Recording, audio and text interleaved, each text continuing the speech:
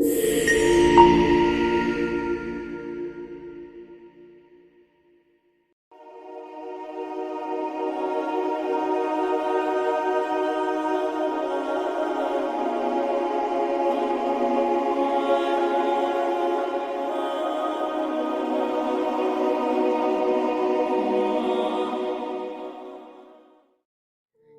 Temmuz 2026'da Celcelutiye zamansız mekansız şifreler eğitimini yapacağız. Bir uzmanlık eğitimi derinlere inmek için. Kötülüğün sebebi ne? Neden bu kadar kandırıyor? İyilik çok mu zor? Gizli doktrin ve gayb alemlerinin açılması, Celcelutiye duası, İsmi Azamı ve tüm sırları. Allah'ın Bedi ismi ne demek? Bedi'nin arkasında ne var? Celcelutiye havas ve esrarı. Celcelutiye içindeki mukatta harfleri, esmalar, Süryanice esmalar, ayetler, Celcelutiye ve astroloji ilişkisi. Celcelutiye ile bilincinizi arındırma, şifa çalışmaları. Celcelutiye beyitleriyle kapalı kapıları açalım, detaylı çalışma. Hatemi, Süleymani ve Celcelutiye İsmi Azamı. 7 harfin sırrı ve Fatiha. Hazreti Ali'nin ağlatan hayatı. Hazreti Ali'nin ilmi yolu, gerçek İslam yolu. Hazreti Ali'nin kaybolan gizemi, Zülfikar kılıcı. Celcelutiye'nin cinlerle ilgisi. Hazreti Hasan ve Hazreti Hüseyin'in sonrası Alevilik. Hazreti Adem'den gelen Mührü Süleymani sırrı. Berhetiye ve 5 ayet sırrı. Cevşen-ü Kebir sırrı açıklaması. Evrad-i Kutsiye duası açıklaması. El Kulubut Dariya yakaran gönüller duaları. Zikir nedir? Derine inelim. Sekine duası, Cünnetil Esma ve 19 hacet namazı bağı. İbnül Arabi'nin salavatları, İmam-ı Gazali'nin duaları ve korunmaları. Dualar, vevkler, büyüler ve çözümleri. Örnek hayatları da inceleyelim. Her bir fert kazandıklarına karşılık Allah katında tutulan bir rehindir. Müddessir 38. Burada anlatılan sır nedir? Ruhun karanlık odaları ve ışığa çıkış yolculuğu. Artık kıyam zamanı, bilmediklerimizi öğrenmenin zamanı. Hazreti Adem elmayı kopardığı zaman artık bizim gibi oldu denmesinin arkasındaki hakikati bilme zamanı. Kıyam, ey insanoğlu, tekrar ayağa kalk ve doğrul, kendini bildir. Kendini bilen Rabbini bilir. Hepinizi bekliyorum 25 Temmuz'da sevgili dostlarım. Allah ilmimizi arttırsın, hak yolunda yürümeyi hepimize nasip etsin inşallah. Konumuz ilginç bir konu. Son dönemde ilgimi çeken bir konu. Mantar internet ağı bazlı insan yapay zekası oluşturma. Önce bir ön bilgiyle geçelim. Bitkiler arasında gerçekten gizli bir iletişim ağı var mı? Evet, ama bu konuşma gibi değil. Yeraltı biyolojik bir ağ üzerinden kimyasal bilgi paylaşımı şeklinde. Bitkiler, mantarlar birlikte iletişim ağı oluşturuyorlar. Ormanlarda ağaç kökleri, mantar iplikçikleri, miselyum deniyor, birbirine bağlanıyor. Bu ağ nasıl çalışıyor? Mantarlar ağaç köklerine bağlanıyor, yer altında çok ince iplikçikler oluşturuyor. Bu sayede ağaçlar arasında bilgi ve madde transferi oluyor. Neler paylaşılıyor? Besin, şeker, karbon, mineral. Uyarı sinyalleri, böcek saldırısı var, kuraklık geliyor gibi. Kimyasal mesajlar, savunma hormonları. Bir de anne ağaç teorisi var. Ormanda bazı büyük ağaçlar daha fazla bağlantıya sahip. Genç ağaçları besleyebiliyorlar. Peki tehlike mesajı nasıl yayılıyor? Bir yaprak böcek tarafından yeniyor. Ağaç kimyasal alarm veriyor. Mantar ağıyla diğer ağaçlara gidiyor. Diğer ağaçlar savunma başlatıyor. Sonuç, saldırı daha başlamadan hazırlık oluyor. Bu sistem neden önemli? Çünkü orman bir tek canlı gibi davranıyor. Kaynaklar paylaşılıyor. Ekosistem dengede kalıyor. Bu bir internet ağı gibi. Biyolojik bir ağ. Başka türlü benzetme yaparsak mantar ağları, internet kabloları, ağaçlar, bilgisayarlar, kimyasal sinyallerde mesajlar. Ormanlarda bitkiler mantarların oluşturduğu yeraltı ağı sayesinde besin ve kimyasal sinyaller paylaşarak, sana bilinçsiz gelebilir ama bence çok bilinçli, oldukça karmaşık bir iletişim sistemi oluşturuyorlar. Ormanlar tek bir canlı olsaydı süper bir organizma olurdu. Orman tek bir vücut gibi. Eğer orman tek bir canlı olsaydı, ağaçlar organlar, mantar ağı, sinir sistemi ve damar ağı, kökler besin emme sistemi, yapraklar akciğer. Yani orman dev bir yaşayan organizma. Beyin nerede olurdu? Ormanda tek bir beyin yok ama büyük ve yaşlı ağaçlar, yoğun bağlantılı bölgeler karar noktaları gibi davranıyor. Nasıl karar verir? Her ağaç küçük kararlar alır. Mantar ağı bu kararları yayar. Sistem kendini dengeler. Sonuç kolektif zeka. Orman nasıl tepki verir? Fırtına gelirse ağaçlar su ve besin paylaşır. Zayıf bölgeler desteklenir. Böcek saldırısı olursa kimyasal alarm yayılır. Savunma arttırılır. Kuraklık olursa su paylaşımı artar, büyüme yavaşlar. Peki bağışıklık sistemi mantar ağı sayesinde var. Hastalıklar yayılmadan fark ediliyor, savunma kimyasalları üretiliyor. İşte bu da ormanın bağışıklık sistemini çalıştırıyor. Peki enerji sistemi nasıl? Güneş, yapraklar, fotosentez, enerji, kök ve ağ üzerinden dağıtım. Yani enerji tek merkezde değil, paylaşılmış oluyor. En önemli fark ise bütünsel baktığımızda ve bireysel baktığımızda, insan vücudu tek beyine sahip, orman dağıtık beyin ya da zeka, insan vücudunda kalp, ormanda ağ sistemi, insan vücudunda organlar, ormanda ağaçlar, insan vücudunda sinir sistemi, ormanda mantar ağı. Aynı görevdedir. Orman sistemine şöyle de bir benzetme yapabiliriz. İnternet ağı, sinir sistemi, yapay zeka ağları. Ormanlar mantar ağı sayesinde merkezi olmayan zekaya sahip, kendi kendini dengeleyen dev bir ekosistem, süper organizması. Peki mantarların internet ağı nasıl çalışıyor?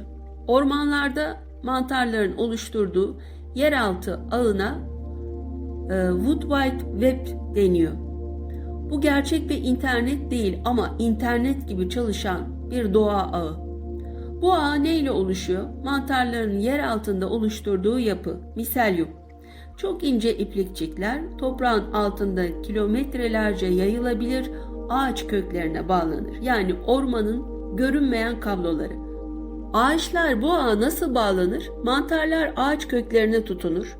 Hem mantar hem ağaç birlikte yaşar. Simbiyoz diyoruz. Karşılıklı fayda var.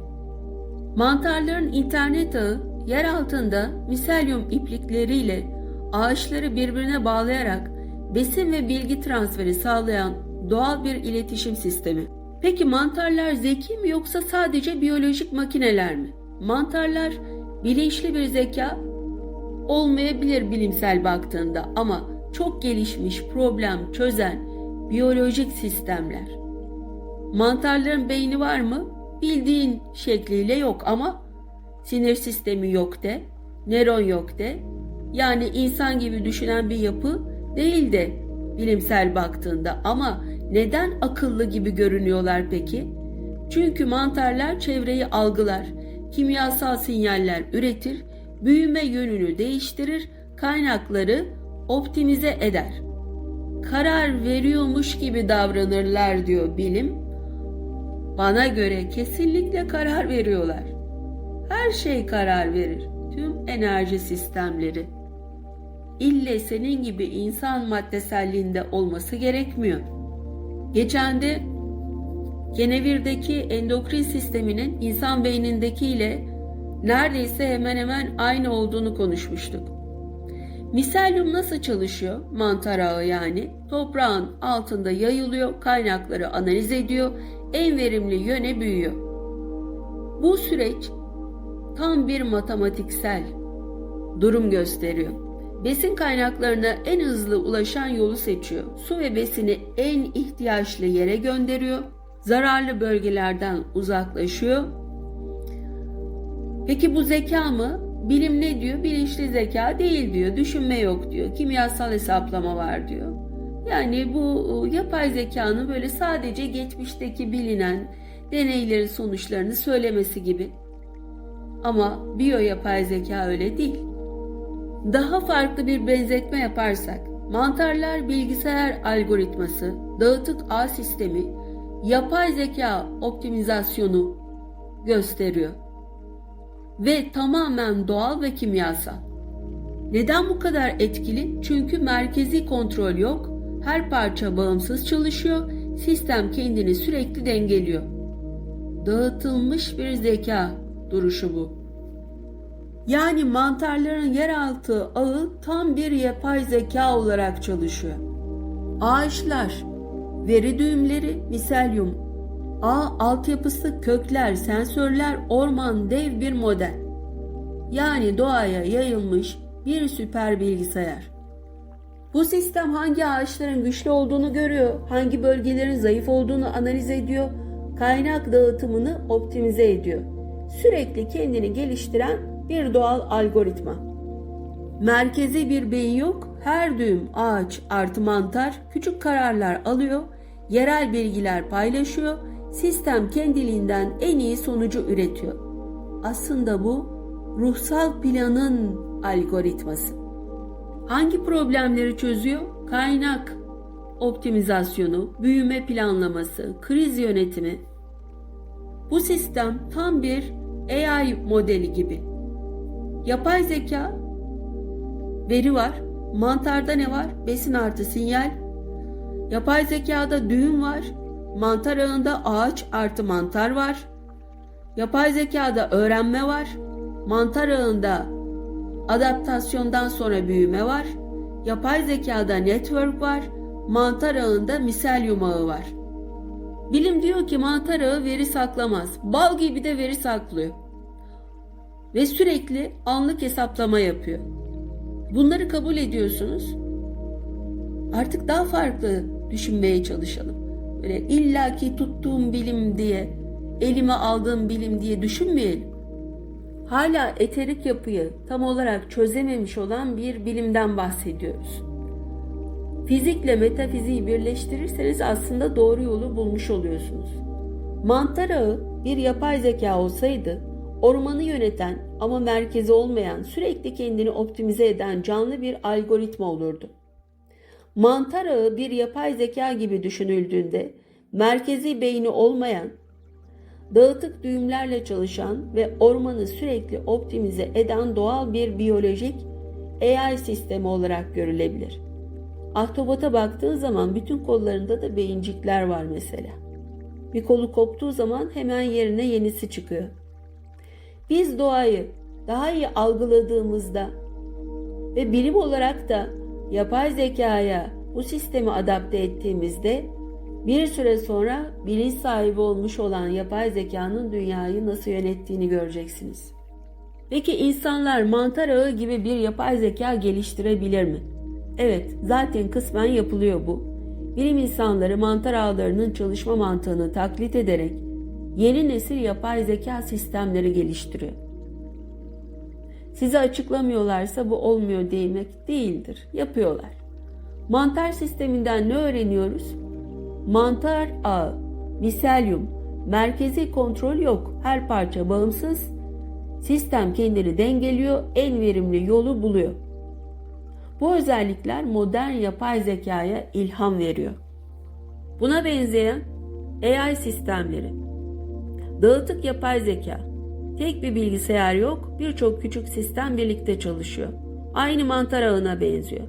Sinir ağları, beynin taklidi ama çalışma mantığı bağlantılar üzerinden öğrenme. Mantar ağında da bağlantılar miselyum var. Sürü zekası, karıncalar, arılar gibi sistemlerden esinleniliyor. Küçük birimler büyük zekayı oluşturuyor. Mantar ağı da bunun doğal versiyonu. Gerçek bir örnek verelim. Bilim insanları bir tür cıvık mantar benzeri canlı ile en kısa yolu buldurdu. Şehir ulaşım ağlarını optimize etti. Hatta Japonya tren ağını modellemek için bunu kullandı. Gelecekte ne olabilir? Mantar ve AI yaklaşımıyla akıllı şehirler. Trafik kendini optimize ediyor. Enerji dağılımı dengeleniyor. Enerji ağları, elektrik en ihtiyaç olan yere yönlendirilir. Tarım sistemleri, su ve besin dağılımı otomatik ayarlanır. Avantajları ne olur? Merkezi sistem yok, çökme riski az. Esnek ve dayanıklı, kendi kendini optimize eder. Zorlukları ne olabilir? Kontrol ilk başta zor olabilir, tahmin edilmesi zor davranışlar, insan gibi düşünmez. Ama bir süre sonra bu da kontrol altına alınır. Şimdi insan AI olsun, mantar AI olsun, her ikisini birleştirelim. Daha doğrusu ne oluyor? İnsanda merkezi model, mantarda dağıtık sistem. İnsanda veri odaklı, mantarda adaptasyon odaklı. İnsanda öğrenme, mantarda kendini düzenleme. Bilim, insanlar ve mantar ağlarının dağıtık ve kendini optimize eden yapısından ilham alarak daha dayanıklı ve esnek yapay zeka sistemleri geliştirmeye başladı. Peki gelecekte internet mantar ağı gibi çalışabilir mi? Evet, bu yönde gelişmeler var ve gelecekte internetin bazı yönleri gerçekten mantar ağı gibi çalışacak. Tamamen aynı olması değil, benzer prensipleri uygular. Mantar ağı nasıl ilham veriyor peki? Mantar ağında miselyumda merkezi yok. Kendi kendini düzenliyor, en verimli yolu buluyor. Hasar görünce alternatif yol oluşturuyor. İşte bu doğanın yapay zekası. Bu geleceğin interneti. Peki bugünkü internet nasıl? Büyük sunucular, merkezler var. Veri belirli yollardan gidiyor. Bazı noktalar çökünce sistem etkileniyor. Mantar gibi internet nasıl olurdu peki? Tam dağıtık yapı. Herkes aynı zamanda sunucu oluyor. Veri tek merkezde toplanmıyor. Kendini onaran bir ağ, bir bağlantı koparsa sistem otomatik yeni yol buluyor. En hızlı yolu seçiyor.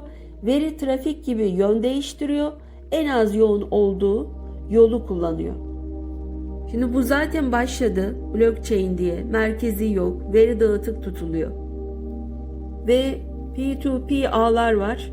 Kullanıcılar birbirlerine bağlı. Merkezi sunucu yok. Adaptif ağ sistemleri trafik yoğunluğuna göre yön değiştiriyor. İşte bunlar şu andaki mantar sisteminin dijital versiyonları. Avantajları ne? Daha güvenli, tek noktadan çökmüyor, daha dayanıklı, daha hızlı adapte oluyor, sansüre daha dirençli. Gelecekte ne olabilir? Hibrit sistem, bir kısmı merkezi, bir kısmı mantar ağı gibi dağıtık. Bu hem kontrol hem esneklik sağlar. En basit benzetme yaparsak şu andaki internet aynı bizim şehir yollarımız gibi, gelecek internet orman kök ağları gibi. Eğer insan beyni mantar ağı gibi çalışsaydı ne olurdu? Aslında insan beyni böyle ağ gibi çalışıyor da biz henüz bilemiyoruz. Şu anki beyin ve mantar sistemi, insan beyni bilime göre merkezi kontrol, beyin bölgeleri, nöronlar arası iletişim, bilinç ve düşünme var. Mantar ağında ise merkez yok, her parça bağımsız, bilinç yok. Biz öyle biliyoruz. Şimdi bilim diyor ki beynimiz tamamen dağıtık olsaydı tek bir merkez olmazdı, düşünme tek noktada gerçekleşmezdi, kararlar vücuda yayılmış olurdu. Ben kavramı bile değişebilirdi. Aslında doğrusu da bu. Senin bütün hücrelerinde ayrı beyincikler var. Artık bunu anlamamız gerekiyor. Ama bu benlik kavramımızda olduğumuz için sadece gördüğüme inanırım durumunda olduğumuz için halen daha ne kadar muhteşem bir biyorobotik kalıp bedenimiz olduğunu bir türlü anlayamıyoruz. Şimdi zaman içerisinde 10 yıl önceki insanla şu andaki insan çok farklı baktığın zaman. Önümüzdeki dönemde torunlarımız hasara dayanıklı, beynin bir kısmı zarar görse bile sistem çalışmaya devam eder. Paralel düşünme, aynı anda birçok şeyi işleyebilir. Sürekli adaptasyon, çevreye çok hızlı uyumlu olur. Yani bu evrensel insan olma durumuna dönüştürüyor seni bir süre sonra. Bu şekilde olursa eğer. En yakın benzetme şöyle olabilir. İnternet ağı, karınca kolonisi, yapay zeka, dağıtık sistemleri. Nasıl? İnsan artı ağ karışımı. Şu anda ben düşünüyorum diyorsun. O durumda sistem düşünüyor olacak. Peki insanlık gelecekte kolektif bir zekaya dönüşebilir mi? Bu yönde çok güçlü bir gidiş var. Bu süreç zaten başladı. İnternet, bilgi herkes arasında akıyor. İnsanlar tek başına değil, ağ olarak düşünüyor. Yapay zeka, insan artı makine birlikte karar veriyor. Sosyal ağlar, fikirler hızla yayılıyor. Toplu düşünme oluşuyor. Yakın gelecekte ne olacak? Beyin bilgisayar bağlantıları, düşünceler doğrudan paylaşılacak. Otomatik, tam bağlantılı zihinler, insanlar anında bilgi aktarabilecek. Düşündüğünde insan artı AI birleşimi, kararlar ortak verilecek. Yani dijital kolektif zeka oluşturulacak. Avantajı ne olacak? Bilgiye anında erişim. Düşündüğünde erişiyorsun. Daha hızlı problem çözme, küresel işbirliği, daha az hata. Peki yapay zekanın bu şekilde olması nasıl risk getirir? Bireysellik yok oluyor. Manipülasyon riski var. Veri güvenliğinde problem olabilir. Hackleme falan, tek düşünceye kayma riski olabilir. Yani demek istiyorum ki insanla yapay zekanın birleşmesi demek, düşündüğün ne varsa anında ulaşmak demek. Aslında bu sistem üst boyutların, enerjisel varlıkların sistemidir. Eğer bu gerçekleşirse birey ağın parçası, düşünce paylaşılabilir veri, bilgi ortak havuz. Tek tek insanlar yerine bağlı zihinler sistemi oluşuyor. Bu mantar ağına benzer mi? Evet, çok benzer. Neydi mantar ağı? Dağıtık yapı, gelecek insanlık, bağlı bireyler, mantar ağı besin sinyal paylaşımı, gelecek insanlık bilgi paylaşımı, mantar ağı merkezi yok, gelecek insanlık merkezi zeka yok. Burada en kritik soru, bu dönüşümde biz mi sistemi kontrol edeceğiz yoksa sistem mi bizi? İnsanlık teknoloji sayesinde giderek kolektif bir zekaya dönüşebilir ve bireylerden oluşan ama birlikte düşünen dev bir zihin ağı haline gelebilir. Kolektif zeka insanlığı güçlendirir mi yoksa tehlikeli mi olur? İkisi de olabilir. Bu sistem doğru kullanılırsa insanlığı ileri taşır, yanlış kullanılırsa ciddi riskler oluşur. Neden çok güçlü olabilir? Süper hızlı problem çözme. Milyonlarca insan yapay zeka ile birlikte çalışır ki şu anda öyle. Karmaşık sorunlar hızlı çözülür. Örneğin hastalıklar, iklim krizi, enerji sorunları gibi. Bilgiye anında erişim olur. Herkes aynı bilgiye ulaşabilir. Hatalar daha hızlı düzeltilir. Şu anda da oluyor. Küresel işbirliği sağlanır. Ülkeler arası sınırlar azalır. Ortak çözümler üretilir. Aslında şu andaki savaşların bir sebebi de bu. Çünkü bu çözüme çok az kaldığı için bunlar yapılıyor. Kim tarafından? %90 petrolü yöneten o meşhur aileler tarafından. Süper zeka etkisi tek tek insanların toplamından daha güçlü bir sistem oluşur. Peki neden tehlikeli olabilir? Manipülasyon riski olabilir. Yanlış bilgi tüm sisteme yayılabilir. İnsanlar yönlendirilebilir. Bireyselliğin kaybı olur. Bence çok da iyi olur. Herkes aynı düşünmeye başlayabilir. Farklılıklar azalabilir. Belki bu suç oranları da azaltılır böylelikle. Güç tek elde toplanabilir. Bu da deccaliyet sistemi olur. Sistemi kontrol edenler çok güçlü olur. Maalesef ki böyle de olmaması gerekiyor. Bu bizim elimizde. Böyle olup olmaması. İster bunu deccaliyete çevirirsiniz insanlık olarak, isterseniz barış cennetine çevirirsiniz dünyayı. Toplu hata riski olabilir. Herkes aynı anda yanlış kararlar verebilir. En kritik denge, bu sistemin kaderi şuna bağlı: kontrol artı özgürlük dengesi. Yani çok kontrol baskı, çok özgürlükte kaos oluşturabilir. insanlığın da hazır olması gerekiyor. En iyi senaryo, insanlar bağlı ama bağımsız, bilgi açık ama doğrulanmış, sistem şeffaf. Bu durumda insanlık en güçlü haline ulaşır. İnsanlık kolektif zekaya ne kadar yakın şu anda? Başlangıç aşamasını bence geçtik ama tam birleşmiş bir zihin ağı olmaya hala uzağız. Şu an neredeyiz? Birbirine bağlı, bilgi paylaşıyor, birlikte kararlar alabiliyoruz. Ama düşüncelerimiz doğrudan bağlı değil. Gerçek zamanlı zihin birleşimi yok. Yani ilkel kolektif zeka aşamasındayız. Bu sürecin 3 aşaması var. Birinci aşama şu anda yani internet var, sosyal medya, yapay zeka. İnsanlar bağlı ama hala ayrı. İkinci aşama yakın gelecekte beyin ve bilgisayar arayüzleri oluşacak. Düşünceyle kontrol. İnsan artı teknoloji birleşmeye başlıyor. Üçüncü aşama biraz daha uzak gelecek. Zihinler arası direkt bağlantı var. Ortak bilinç sistemi, gerçek kolektif zeka. Şu anki en güçlü örnek bugünkü kolektif zeka şurada görülüyor. Bilim dünyası, açık kaynak yazılımlar, global veri sistemleri. Yani tek bir kişi değil, binlerce kişi birlikte düşünüyor. Neden henüz tam değil? Çünkü beyin bağlantısı yok. İnsanlar doğrudan bağlanamıyor. Bilgi filtresi var, herkes aynı veriye ulaşmıyor. Dil ve kültür farkı var, iletişim sınırlı. Bir süre sonra şu olacak. Karşındaki İngilizle tek dilden konuşacaksın. Ya da karşındaki Arap'la tek dilden konuşacaksın. Dil farkı da kalmayacak. Buna ne kadar yakınız? %20, %30 seviyesinde başladık ama hızlanma çok yüksek. En büyük kırılma ne olacak? Beyin bilgisayar bağlantısı. Bu olursa düşünce paylaşımı başlar, kolektif zeka sıçrama yapar.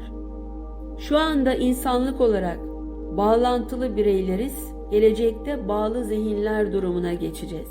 İnsanlık kolektif zekanın erken aşamasında ve özellikle beyin teknoloji entegrasyonu gerçekleşirse bu süreç çok hızlı ileri seviyeye taşınabilir. Yani diyorum ki cep telefonu gibi çok yakında beyinlerimizi yapay zekaya bağlayıp düşündüğümüzü anında cevabını alabilecek duruma geleceğiz. Bu çok çok yakın bir durumda. İnşallah insanlık en doğru şekilde bunu kullanır.